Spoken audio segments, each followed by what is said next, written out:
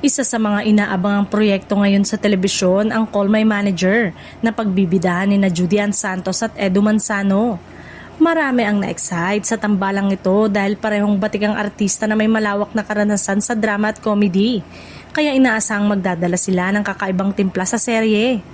Ang Call My Manager ay Philippine adaptation ng sikat na French series na The X4%, kilala rin bilang Call My Agent.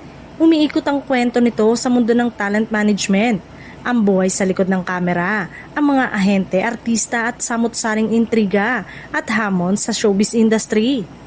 Malaking usap-usapan ang pagganap ni Judy Ann bilang isang makapangyarihang manager na hawak sa iba't ibang personalidad ng mga artista. Kilala si Juday sa kanyang lalim at versatility sa pag-arte, kaya marami ang naniniwalang mabibigyan niya ng bigat at emosyon ng karakter.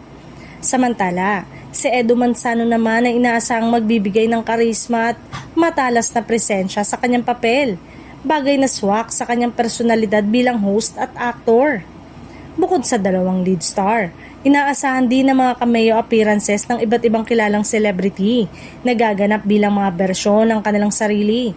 Ito ang isa sa mga exciting na bahagi ng serye dahil masisilayan ng mga manonood ang mas realistic at minsan ay nakakatawang behind the scene moment sa industriya. Bukod dito, ito ay isa sa mga aabangan na proyekto ng ABS-CBN ngayong taon.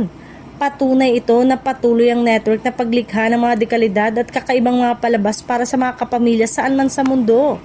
Sa kakaibang konsepto at powerhouse cast, tiyak na magdadala ang Call My Manager ng panibagong kulay at kasabikan sa local entertainment scene.